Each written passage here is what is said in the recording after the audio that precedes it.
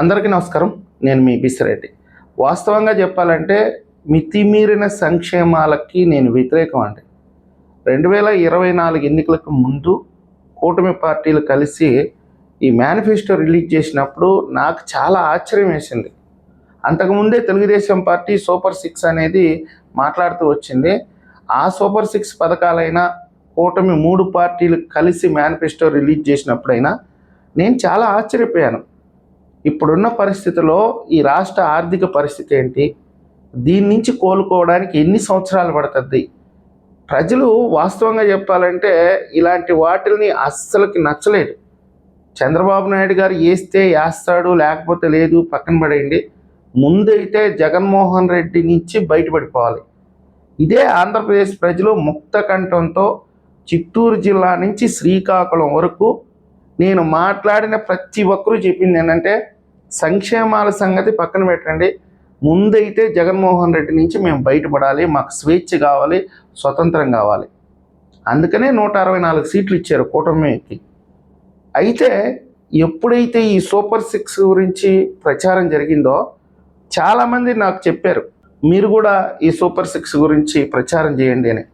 నేను ఇమీడియట్గా చెప్పాను, నేనైతే ప్రచారం చేయనండి, నాకైతే నమ్మశక్యంగా లేదు. వీళ్ళు ప్రకటించినటువంటి పథకాల్లో కనీసం 1-2 అమలు చేసే పరిస్థితి కూడా ఈ రాష్ట్ర ఆర్థిక పరిస్థితి లేదు. అంటే చూచాయిగా నాకు లెక్కలు తెలుసు కాబట్టి 2019 నాటికి నారా చంద్రబాబు నాయుడు గారు ముఖ్యమంత్రిగా ఉన్నప్పుడు వార్షిక ఆదాయం 1,20,000 కోట్లు. జగన్మోహన్ రెడ్డి దిగిపోయే నాటికి అంటే 2024-2023 డిసెంబర్ నాటికి వార్షిక ఆదాయం 52,000 కోట్లు. కావాలంటే మీరు లెక్కలు వెరిఫై చేసుకోండి, నేనేం కాదనట్లేదు. మరి 52,000 కోట్లకు ఆదాయం పడిపోతే ఎలా తీసుకొచ్చి ఈ సంక్షేమాలన్నీ అమలు చేస్తారు? దాదాపుగా ఏ లెక్క కట్టుకున్నా కానీ 40,000 కోట్లు కావాలి అని చెప్పేది నా అనుమానం అక్కడ. అయితే ప్రభుత్వం అధికారంలోకి వచ్చింది. అప్పుడు కూడా చాలామందిని అడిగాను, సంక్షేమాలు ఇచ్చే అవకాశం లేనట్టుంది, ఇంకా కొద్ది కాలం పట్టేటట్టుంది అని అంటే ప్రజలు చెప్పింది ఏంటంటే, సంక్షేమాల కోసం మేము ఓటేయలేదండి, అభివృద్ధి కోసం ఓటేసాము.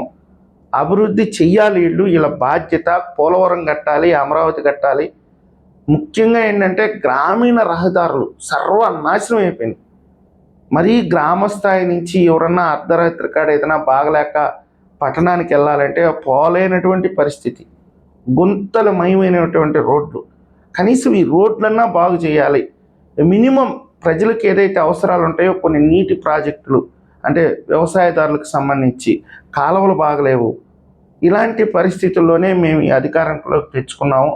మినిమం ఇలాంటివి 5 ఏళ్లలో పూర్తి చేస్తే చాలు, ఇంకొకసారి అధికారం ఇచ్చేదానికి అవకాశం ఉందని ప్రజల నుంచి స్పందన వచ్చింది. వెంటనే అధికారంలోకి వచ్చిన 2వ రోజో 3వ రోజో ప్రమాణ స్వీకారం చేశారు. వృద్ధాప్య పెన్షన్లు 4,000కు పెంచారు. జగన్మోహన్ రెడ్డి అయితే 3,000 నుంచి 4,000కి తీసుకెళ్ళడానికి నాకు కనీసం 5 ఏళ్ళు పడుతుంది అన్నాడు ఆయన మేనిఫెస్టో రిలీజ్ చేసిన రోజు. అది తక్షణం 4,000 పెంచడమే కాదు, 2 నెలలది కలిపి, అంటే 3,000 లెక్కనిచ్చినారు కదా, ఆ మిగతా 3 నెలలు 2 నెలలకు కలిపి 7,000 లెక్కనిచ్చినట్టున్నారు ఒక్కొక్కరికి. అది నిజంగా చెప్పాలంటే మెరాకులు. ముఖ్యమంత్రి గారే ప్రతి నెల 1వ తారీఖున ప్రజలకి పంపిణీ చేయటం, ప్రజాప్రతినిధులను కానీ ఎమ్మెల్యేలని అందరినీ ప్రజాక్షేత్రంలో ఉండి వృద్ధులకి ఇది పంపిణీ చేయండి అని చెప్పడం, ఇది నిజంగా చెప్పాలంటే చాలా గొప్ప విషయం. ఎవ్వరు కూడా ఏ రాష్ట్రంలో కూడా ఈ వృద్ధాప్య పెన్షన్ 4,000 ఇవ్వడం అనేది అసమం. ఎవరు ఇవ్వట్లేదు. తెలంగాణలో కానీ, తమిళనాడులో కానీ, కర్ణాటకలో కానీ, అంటే మన దక్షిణాది రాష్ట్రాల్లో, ఉత్తరాది రాష్ట్రాల్లో కొన్ని రాష్ట్రాలు అసలు లేనట్టే ఉంది. అయితే ఇట్లాంటివన్నీ చూసిన తర్వాత ఎందుకు ఇలా చేస్తున్నారు, అసలు సాధ్యం అవుతుందా అనుకున్నాం. వెంటనే 3 గ్యాస్ సిలిండర్లు ఫ్రీ. దాని మీద కొన్ని విమర్శలు వచ్చినాయి. నేరుగా వాళ్ళ అకౌంట్లోనే డబ్బులు వేసేస్తున్నారు, తేడా వదిలిపోయింది. తర్వాత డిఎస్సి నోటిఫికేషన్. అంటే ముఖ్యంగా చెప్తున్నాను, ఇప్పుడు తల్లికి వందనం, రేపో ఎల్లుండో అన్నదాత సుఖీభవ అంట. ఇక్కడ చూడండి మీరు, జగన్మోహన్ రెడ్డి పరిపాలనకి చంద్రబాబు నాయుడు గారి పరిపాలనకి వ్యత్యాసం ఏందో చూడండి. జగన్మోహన్ రెడ్డి ఒక సంక్షేమ పథకం ఇవ్వాలంటే వారం పోయి రిజర్వ్ బ్యాంక్ దగ్గర బొచ్చు పెట్టుకొని అడక తినాల. మామగారి సినిమాలో బాబు మోహన్ లాగా వాళ్ళు ఏదన్నా కుదవ పెట్టుకొని ఒక 2,000 కోట్లు 1,000 కోట్లు ఇస్తే వాటినన్నింటినీ కలుపుకొని అభివృద్ధిని మొత్తం గాలి వదిలేసి ఆ డబ్బులన్నీ పోగు చేసుకొని కార్పొరేషన్లో ఉండే నిధులు కూడా తీసుకొచ్చి పోగు చేసుకొని దానికి ఒక పెద్ద సభ పెట్టి రాష్ట్రంలో ఉండే ఆర్టీసీ బస్సులన్నింటినీ వినియోగించుకొని దానికి ఒక 150 కోట్లు ఖర్చు పెట్టి సాక్షి పేపర్కి ఒక 350 కోట్లు ఖర్చు పెట్టి ఇంకా మిగతా చిన్న చితక పేటీఎం కుక్కలకు ఒక 1000 కోట్లు 2000 కోట్లు ఖర్చు పెట్టి క్షమించాలి ఒక 1 కోటో 2 కోట్లు ఖర్చు పెట్టి మొత్తం మీద 400 కోట్ల రూపాయలు ప్రజాధనాన్ని దుర్వినియోగం చేసి ఆమె స్టేజ్ ఎక్కి చంద్రబాబు నాయుడు గారిని, లోకేష్ గారిని, పవన్ కళ్యాణ్ గారిని దూషించి తోడేళ్ళన్నీ కలిసి వస్తున్నాయని చెప్పి ఇంకా ఆయన ఎన్ని మాట్లాడాలో అన్ని బూతులు మాట్లాడి చివరికి నా బొచ్చు కూడా బేకలేరని చెప్పి అప్పుడు బటన్ నొక్కేవాడు. ఏదో ఒక పథకాన్ని ప్రారంభించేటప్పుడే కదా అనుకుంటే కాదండి. ఆయన ప్రతి సంవత్సరం ఏ పథకాన్ని ప్రారంభించాలంటే ఒక 400 కోట్లు ప్రజాధనం బూడిదిప్పాలే. ఇచ్చేది రవ్వంతా, దాంట్లో పెట్టే కన్నం ఎంత. ఇదంతా చూసిన తర్వాత విరక్తి కలిగింది. ఎందుకు ఇతను ప్రజాధనాన్ని అసలు మామూలుగానే మితిమీరిన సంక్షేమాన్ని సమర్థించే వాళ్ళం కాదు, పైగా ఇలాంటి కార్యక్రమాలంతా చూసి యావగింపు. నిన్న చూశారు మీరు, తల్లికి వందనం అకౌంట్లో పట్టడం ప్రారంభమైంది. దాదాపుగా అందరికీ క్రెడిట్ అయిపోయి ఉంటుంది. ఎంతమంది పిల్లలు ఉంటే అంతమందికి ఇస్తున్నారు. 13,000 లెక్కన అంటే 15,000, 2,000 రూపాయలు వచ్చేసి ఆ సంబంధిత స్కూలు అభివృద్ధి కోసం అని చెప్పి ఆ స్కూల్ అకౌంట్లో పడుతుందంట. సరే, దాని గురించి వేరే విధంగా చర్చించుకుందాం.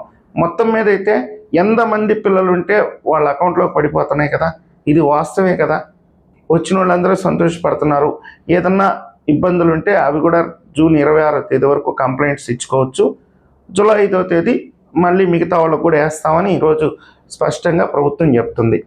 ఎక్కడన్నా హంగు ఆర్పాటం, సభలు సమావేశాలు, జనాల్ని తోలటం, ఆ స్టేజ్ మీదకి దెక్కి జగన్మోహన్ రెడ్డి గారిని తిట్టడం ఏమన్నా ఉందా?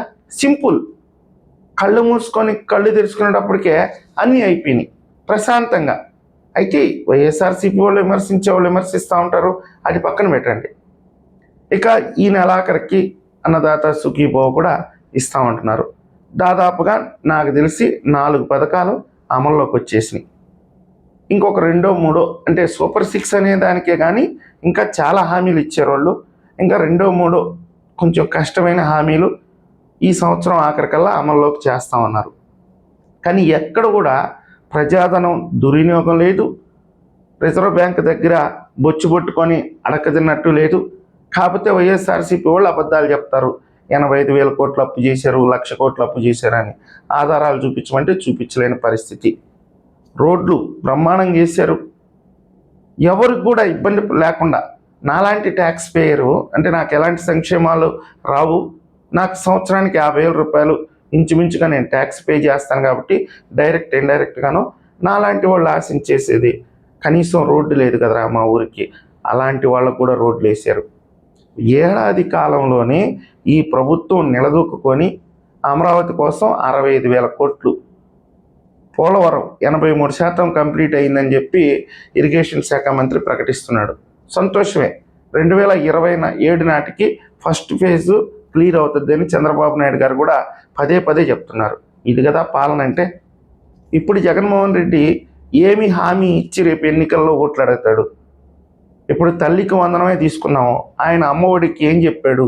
ఎంతమంది బిడ్డలుంటే అంతమందికి ఇస్తాను అన్నాడు, ఇవ్వలేకపోయాడు, ఒక్కడికే అన్నాడు. వీళ్ళు తల్లికి వందనం అని చెప్పి వచ్చి ఎంతమంది బిడ్డలు ఉంటే అంతమందికి ఇస్తామన్నారు, ఎంతమంది బిడ్డలు ఉంటే అంతమందికి ఇస్తున్నారు. మరి ఏ హామీతో రేపు 2029 ఎన్నికలకు జగన్మోహన్ రెడ్డి వెళ్తాడు?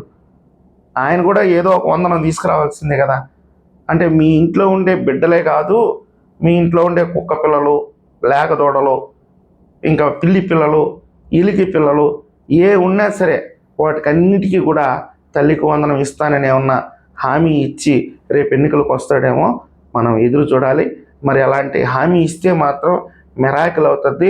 ఇప్పుడు ఈ హామీ మీద చర్చలు కూడా జరపాలని మనం ఆశిస్తున్నాము. ఈ వీడియో మీకు నచ్చినట్లయితే లైక్ చేయండి, సబ్స్క్రైబ్ చేయండి. ధన్యవాదాలు.